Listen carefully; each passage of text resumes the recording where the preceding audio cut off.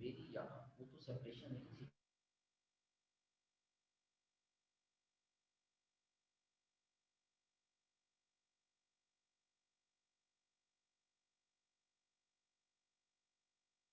Definition definition क्या है जी? A rectangular अरे, a rectangular array of mn elements। m क्या है? m 1 से लेकर m तक कोई भी डिजिट और इसी तरह से mn एलिमेंट्स। तो अगर 3 by 3 का होगा तो 3 into 3 9 9 एलिमेंट्स होंगे। अगर 4 by 4 का मैट्रिक्स है तो 16 होंगे उसके एलिमेंट्स।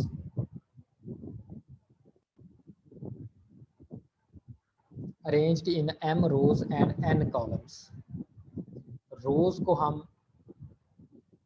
जितनी रोज हैं वो हमारी m रोज होंगी। जैसे ये एक रो होगी, ये दूसरी रो होगी, ये तीसरी रो होगी, जितने भी ith रो, और इसी तरह से ये m रोज होगी। कॉलम्स को हम n से डिनोट करते हैं। ये कॉलम, एक ये कॉलम, एक ये कॉलम, एक ये कॉलम। तो जितने भी कॉलम्स हैं उनको हम n से डिनोट करते हैं, इसीलिए m rows and n columns. तो ये एलिमेंट्स हैं A11,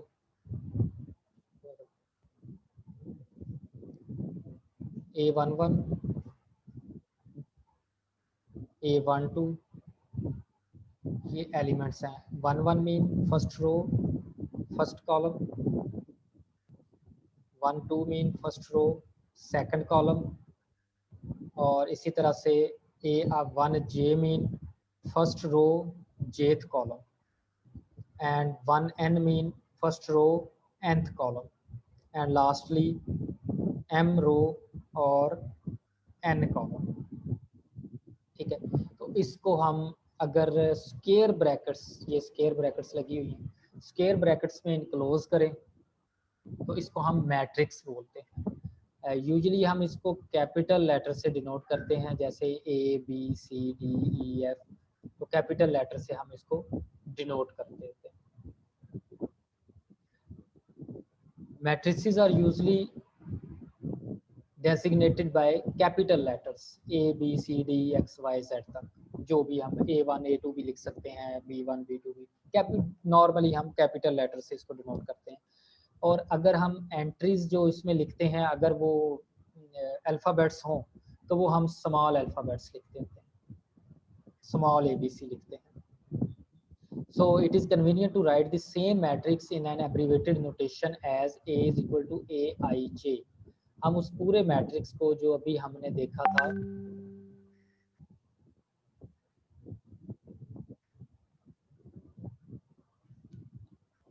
इसको हम, इस पूरे मैट्रिक्स को बजाय इसके कि ये पूरा मैट्रिक्स लिखें, हम इसको इक्वल टू AIJ लिख सकते हैं।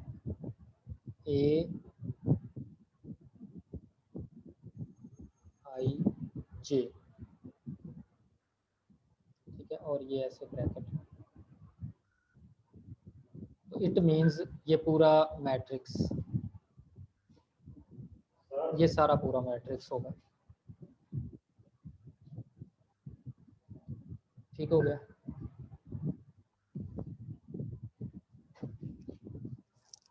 नेक्स्ट हमारे पास जो डेफिनेशन है वो है, if a matrix A has m rows and n columns then A is said to be m rows and n columns होंगे, then A is said to be rectangular matrix of order m by n, rectangular matrix. In case m is equal to n, अगर m is equal to यानी कि रोज और columns equal हो जाते हैं तो फिर हम उसको स्क्वायर मैट्रिक्स कहते हैं। अगर रोज और कॉलम्स इक्वल नहीं होते तो फिर हम उसको स्क्वायर मैट्रिक्स, रेक्टेंगुलर मैट्रिक्स कहते हैं।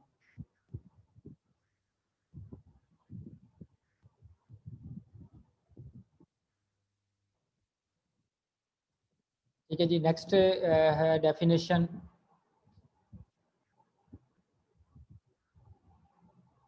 अगर हमारे पास एक मैट्रिक्स हो m/n मैट्रिक्स और उसमें सिर्फ एक रो ही हो, जैसे ये रो है एक मैट्रिक्स, और ये 1/n मैट्रिक्स होगा, एक रो और n कॉलम्स, तो इसको हम रो मैट्रिक्स बोलते हैं। और सिमिलरली अगर हमारे पास एक कॉलम हो और m रोज हों तो फिर हम उसको m/1 मैट्रिक्स और कॉलम वेक्टर कहेंगे या कॉलम मैट्रिक्स कहेंगे। कॉलम वेक्टर भी कह सकते हैं, कॉलम मैट्रिक्स भी कह सकते हैं और कॉलम वेक्टर भी। इसी तरह से रो को हम रो वेक्टर भी कह सकते हैं और रो मैट्रिक्स भी कह सकते हैं। अच्छा, रेक्टेंगुलर वाला स्टूडेंट्स दोबारा पूछ रहे हैं कि अगर किसी भी मैट्रिक्स में रोज और कॉलम्स इक्वल नहीं होती तो हम उसको रेक्टेंगुलर मैट्रिक्स बोलेंगे, और अगर रोज और कॉलम्स इक्वल होती हैं तो हम उसको स्क्वायर मैट्रिक्स बोलेंगे। ठीक है, अगर किसी मैट्रिक्स में एक ही रो होगी तो हम उसको रो मैट्रिक्स बोलेंगे, और अगर किसी मैट्रिक्स में एक ही कॉलम होगा तो हम उसको कॉलम मैट्रिक्स बोलेंगे। क्लियर है जी? अब नेक्स्ट पर आए जी, ट्राइएंगुलर मैट्रिक्स किसे कहते हैं? एन अपर या लोअर ट्राइएंगुलर मैट्रिक्स, ये दोनों को एक ही साथ डेफिनेशन की हुई है, अपर ट्राइएंगुलर मैट्रिक्स भी और लोअर ट्राइएंगुलर। तो आप अपर ट्राइएंगुलर का पहले देखें कि अपर ट्राइएंगुलर मैट्रिक्स क्या होता है, या इसको सिंपल ट्राइएंगुलर मैट्रिक्स कहते हैं। तो अपर ट्राइएंगुलर मैट्रिक्स और triangular matrix is a square matrix. अब देखिए, जो भी हम नेक्स्ट डेफिनेशन पढ़ेंगे वो स्क्वायर मैट्रिक्स पर पढ़ेंगे जिसमें रोज और कॉलम्स इक्वल होंगे। तो ट्राइएंगुलर मैट्रिक्स स्क्वायर मैट्रिक्स होता है, all of whose elements below the main diagonal running from upper left to lower right corner are zero. अब ट्राइएंगुलर मैट्रिक्स कौन सा होता है? अब यहाँ पर मैट्रिक्स में देखिए, ये मैट्रिक्स मैंने लिखा हुआ है, ये वाले तमाम के तमाम एलिमेंट्स, ये जितने भी एलिमेंट्स बनते हैं ये सारे के सारे जीरो होंगे। ये मेन डायगोनल होता है, ये वाला A11 A12 A22 A33 A44 A55 और लास्ट में ANN। ANN मीन, अब MN की जगह पर NN लिखा हुआ है, इसका मतलब है कि रोज और कॉलम्स इक्वल है, इसलिए आप MM भी लिख सकते हैं और NN भी लिख सकते हैं क्योंकि रोज और कॉलम्स इक्वल है। तो इस जो मेन डायगोनल है, इस मेन डायगोनल के नीचे वाले तमाम एलिमेंट्स जो होंगे वो जीरोज होंगे, तो हम उसको अपर ट्राइएंगुलर मैट्रिक्स बोलेंगे। और अगर इस डायगोनल के ऊपर वाले सारे एलिमेंट्स जीरो होंगे तो फिर उसको हम लोअर ट्राइएंगुलर बोलते हैं। दोबारा सुन ले, अगर मेन डायगोनल के नीचे वाले तमाम एलिमेंट्स जीरो होंगे तो उसको हम अपर ट्राइएंगुलर बोलेंगे, और अगर मेन डायगोनल के ऊपर वाले तमाम एलिमेंट्स जीरो होंगे तो उसको हम लोअर ट्राइएंगुलर मैट्रिक्स बोलेंगे।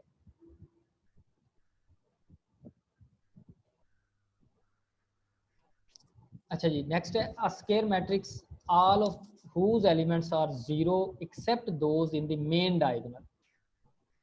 अब जिसके तमाम के तमाम एलिमेंट्स जीरो हों लेकिन मेन डायगोनल में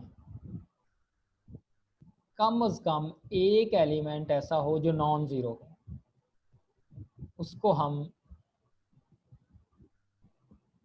डायगोनल मैट्रिक्स बोलते हैं। ठीक है, अब डायगोनल मैट्रिक्स,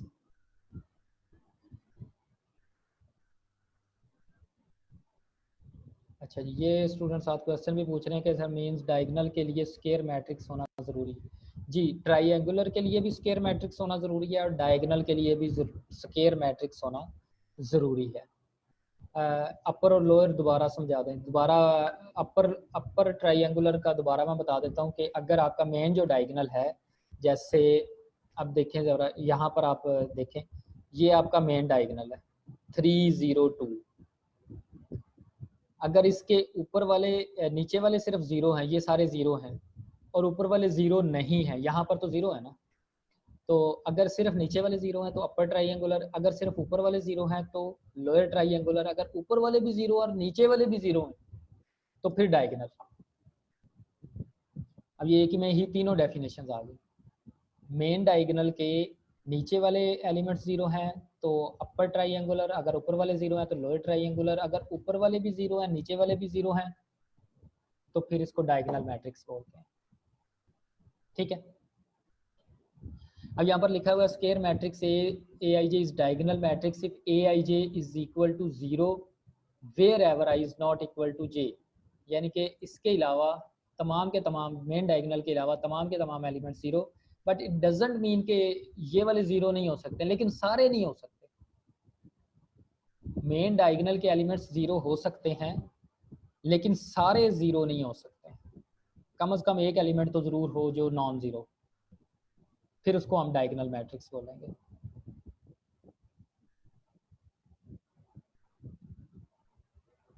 राइट, नेक्स्ट है जी a square matrix of size n in which each element of the main diagonal is 1 and the same non-zero number k. What are I and j?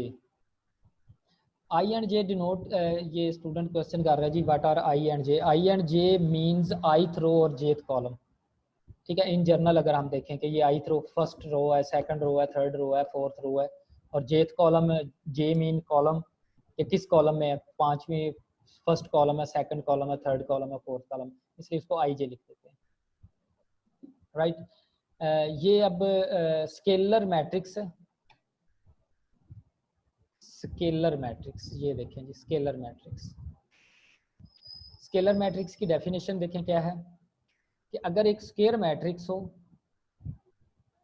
ठीक है, उसका size n है और उसके main diagonal में एक ही element, ये one का मतलब वन नहीं है, इस वन का मतलब ये वन नहीं है, इस वन का मतलब है ये सेम एलिमेंट, जिस तरह से ये 3 3 3 लिखा हुआ है या 4 4 4 आ जाए, 5 5 5 आ जाए, सेम एलिमेंट आए। ठीक है, तो अगर डायगोनल में सेम एलिमेंट आ जाए तो उसको हम स्केलर मैट्रिक्स बोलते हैं।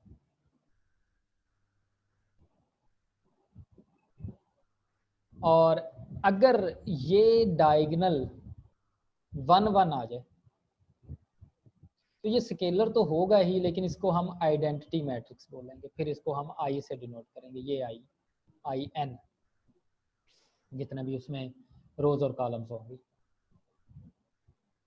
ठीक है, तो lower triangular, upper triangular matrix, फिर डायगोनल मैट्रिक्स जो होता है वो, फिर उसके बाद स्केलर मैट्रिक्स। स्केलर मैट्रिक्स कौन सा होता है जिसमें जो डायगोनल है, मेन डायगोनल, उसमें सेम ही एलिमेंट हो, और अगर वो एलिमेंट सेम जो एलिमेंट है वो 1 होगा तो उसको हम आइडेंटिटी मैट्रिक्स बोलेंगे। तो जी यहाँ तक ये क्लियर हो गया। नेक्स्ट आते हैं अलजेब्रा ऑफ मैट्रिसेस पर। अच्छा, ये स्टूडेंट के क्वेश्चन है क्या, स्केलर मैट्रिक्स में मेन डायगोनल के अलावा सारे एलिमेंट जीरो होना जरूरी है? जी बिल्कुल जरूरी है, जैसे एग्जांपल में है। स्केलर मैट्रिक्स जो होता है वो डायगोनल मैट्रिक्स होता है ना, तो डायगोनल में तो तमाम एलिमेंट्स, डायगोनल के अलावा तमाम एलिमेंट्स जीरो होते हैं। तो लेकिन अगर सेम एलिमेंट्स होंगे डायगोनल में तो हम उसको स्केलर मैट्रिक्स बोलेंगे।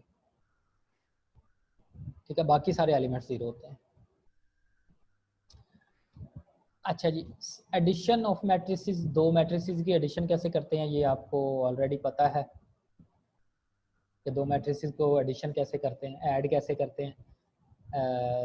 थोड़ा सा मैं बता दूंगा कि two matrices are said to be conformable for addition, कि कब हो सकते हैं, when they have the same number of rows and same number of columns.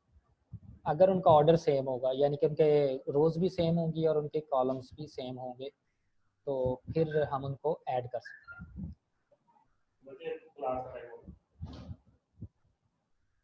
दस ए इज इक्वल टू, जैसे कि ये ए प्लस बी है तो हम उसको कॉरस्पॉन्डिंग एलिमेंट्स जो होते हैं, elements corresponding elements of matrices, हम उनको ऐड करते हैं, तो वो सेम अगर उनका ऑर्डर होगा तो फिर हम उनको ऐड कर सकेंगे। दूसरा है स्केलर मल्टीप्लिकेशन। तो स्केलर मल्टीप्लिकेशन में हम किसी भी रियल नंबर को किसी भी मैट्रिक्स से मल्टीप्लाई कर सकते हैं। और कैसे मल्टीप्लाई करते हैं कि हम उस वो स्केलर जो वैल्यू है वो पूरे मैट्रिक्स के तमाम एलिमेंट्स से हम मल्टीप्लाई करते हैं, इसको हम स्केलर मल्टीप्लिकेशन कहते हैं।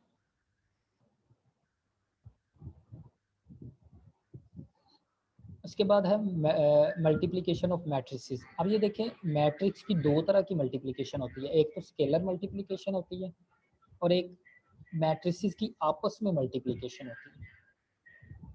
स्केलर मल्टीप्लिकेशन का मतलब है कि हमने किसी मैट्रिक्स को किसी नंबर से मल्टीप्लाई करना है। मसलन एक मैट्रिक्स है ए, उसको हमने 5 से मल्टीप्लाई करना है, तो हम 5 को तमाम एलिमेंट से मल्टीप्लाई कर देंगे। इसी तरह से जो मल्टीप्लिकेशन ऑफ मैट्रिसेस है, तो दो मैट्रिसेस को हम कैसे मल्टीप्लाई करेंगे, तो वो हम देखते हैं जी, उसका तरीकाकार क्या है। Two matrices A and B are said to be conformable for product A B. दो मैट्रिसेस को हम मल्टीप्लाई करना चाह रहे हैं, तो दो मैट्रिसेस को कैसे मल्टीप्लाई करेंगे। If the number of columns in A is equal to the number of rows in B. ये ज़रा इसको आप गौर से देखें, columns in A and rows in B, ये दो पॉइंट्स। अगर आपने ए को बी से मल्टीप्लाई करना है तो आपने देखना है कि ए के कॉलम कितने हैं और बी की रोज कितनी है। अगर तो सेम है तो फिर उनको मल्टीप्लाई कर दें। अगर फर्ज करें आपने बी ए करना है, बी को ए से मल्टीप्लाई करना है, बी पहले लिखना और ए बाद में लिखना, फिर आपने बी के कॉलम्स देखने और ए की रोज देखनी है, फिर उनको मल्टीप्लाई कर सकते हैं। दस ए इज एन, फर्ज करें अगर आपके पास ए एक मैट्रिक्स है और वो m बाई n का मैट्रिक्स है और बी एक n क्रॉस p का मैट्रिक्स है, तो जो इनको मल्टीप्लाई करेंगे तो वो फिर क्या आएगा, मैट्रिक्स m क्रॉस p का आएगा। इसको मैं सिंपल अगर लिखूं कि अगर आपके पास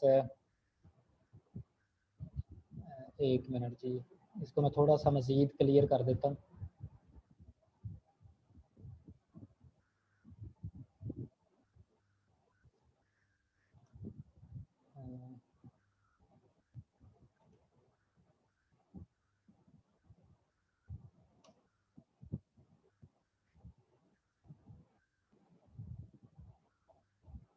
अच्छा, ये यहाँ पर देखें,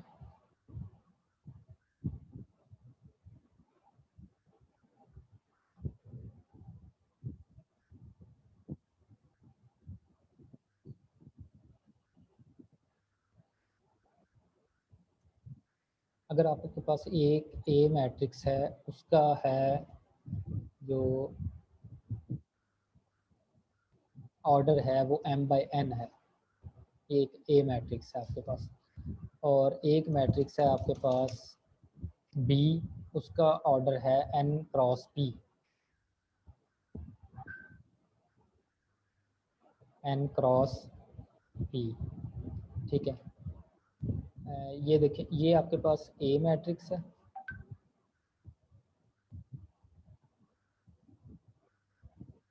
ठीक है, ये आपके पास बी मैट्रिक्स है।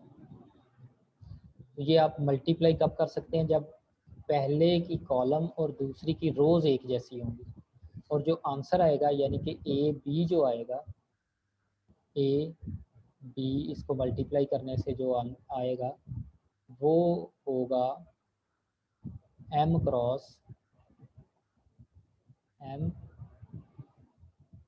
क्रॉस p, उसका ऑर्डर ये होगा, ठीक है। एक स्पेसिफिक एग्जांपल ले लेते हैं कि अगर हमारे पास एक ए मैट्रिक्स है, ठीक है, उसका ऑर्डर है 3/2 फॉर एग्जांपल, और एक बी मैट्रिक्स है, उसका ऑर्डर है 2/5,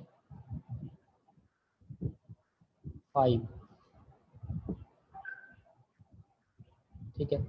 अब पहले तो हम ये देखें कि क्या हम इनको मल्टीप्लाई कर सकते हैं, तो हम मल्टीप्लाई कर सकते हैं क्योंकि ए की रोज़ और बी के ए के कॉलम्स और बी की रोज़ सेम है। अब जब हम इनको मल्टीप्लाई करेंगे तो जो हमारे पास ए बी आंसर आएगा उसका ऑर्डर क्या होगा, उसका ऑर्डर होगा हमारे पास 3/5 का, 3/5। ठीक है, आई होप कि अब आपको समझ इस चीज़ की आ गई होगी। अच्छा, क्वेश्चन है स्टूडेंट का कि बी टू ए से मल्टीप्लाई नहीं हो सकता। बी टू ए भी चाहे मल्टीप्लाई करें, चाहे ए टू बी भी मल्टीप्लाई करें, लेकिन कंडीशन यही होगी कि आपके जो भी पहला मैट्रिक्स आपने लिया है वो उसके कॉलम्स और जो आपने दूसरा मैट्रिक्स लिया है उसकी रोज सेम है, फिर मल्टीप्लाई कर सकते हैं। चाहे ए को बी से मल्टीप्लाई करें, चाहे बी को ए से मल्टीप्लाई करें। जो आपके पास पहला मैट्रिक्स होगा उसके कॉलम्स देखने हैं, जो बाद में मैट्रिक्स होगा उसकी आपने रोज देख। ठीक है, तो इससे आपको पता चलेगा कि जी आप मल्टीप्लाई कर सकते हैं या नहीं। तो ये वाला जो बाकी बचता है 3/5, ये उसका आंसर का ऑर्डर होता है। आई होप कि अब आपको ये बड़ा क्लियरली समझ आ गया होगा। ठीक है जी। अच्छा जी, अब ये देखें,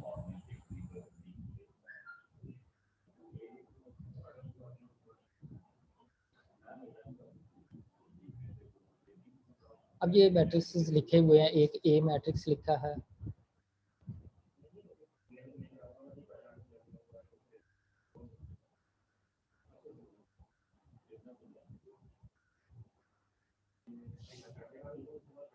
ए मैट्रिक्स एक लिखा है जी 1 0 -1 2 9 7 5 3 0, और बी मैट्रिक्स लिखा है।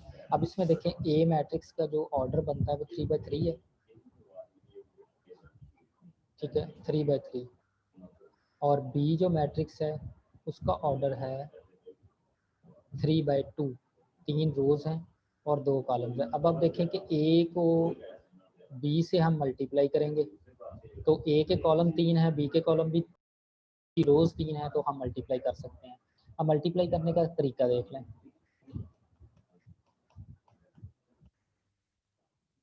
पहली रो को आपने पहले कॉलम के साथ मल्टीप्लाई करना है, 1/1 एलिमेंट। पहले रो को पहले कॉलम के साथ, यानी कि 1 को आपने 6 से, ठीक है, फिर दूसरे एलिमेंट को दूसरे के साथ, 0 को 0 से, तीसरे एलिमेंट को तीसरे एलिमेंट के साथ। इसी तरह से फिर पहली रो को दूसरे कॉलम के साथ मल्टीप्लाई करना है, दूसरे कॉलम ये वाला। तो पहले एलिमेंट को पहले एलिमेंट के साथ, दूसरे को दूसरे के साथ, तीसरे को तीसरे के साथ। इसी तरह से फिर दूसरी रो पर आ जाए। अब दूसरी रो को पहले कॉलम के साथ, फिर दूसरे कॉलम के साथ, फिर दूसरी रो को तीसरी रो को पहले कॉलम के साथ और दूसरे कॉलम के साथ। अब इसका आंसर देखें, इसका जो आंसर आएगा वो क्या होगा, 3/2 का होगा। क्लियर, ये मल्टीप्लिकेशन का इसका रूल है।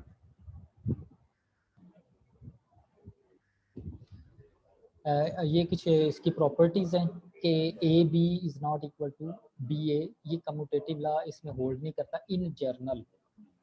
अब ये यहाँ से ये भी आपने कोई रिजल्ट नहीं निकालना कि हमेशा ही नहीं इक्वल होता। तो ए बी ए के इक्वल हो भी जाता है, ठीक है, लेकिन ऑलवेज ट्रू नहीं है ये।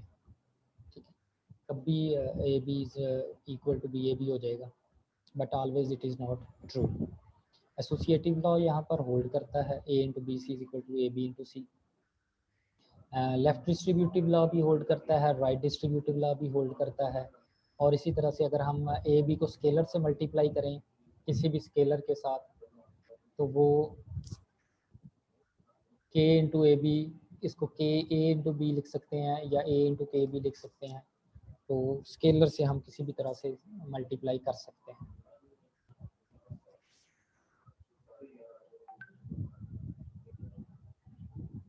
ठीक है जी, ये प्रॉपर्टीज जी मैट्रिसेस की हैं।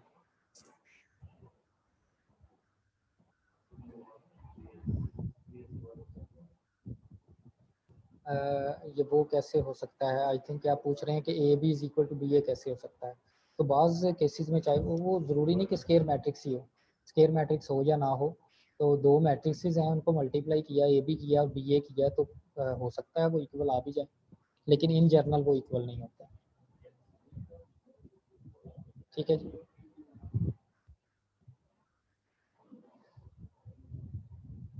अच्छा जी, नेक्स्ट है ट्रांसपोज ऑफ ए मैट्रिक्स।